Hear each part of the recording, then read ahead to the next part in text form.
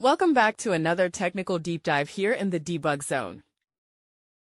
Today, we're tackling a big question and breaking it down with insights from other users. Hopefully, this clears up some misconceptions and helps you get the answer you need. So buckle up, stay a little curious, and let's jump right in.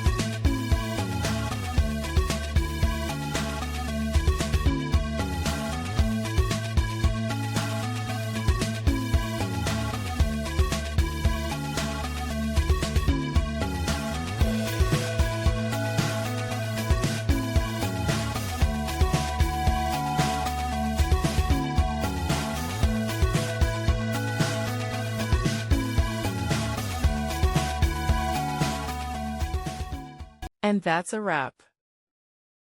I hope you found the answer you were looking for. If you did, take a second to hit that subscribe button. It really helps out. And let me know in the comments which solution worked best for you. See you next time in the debug zone.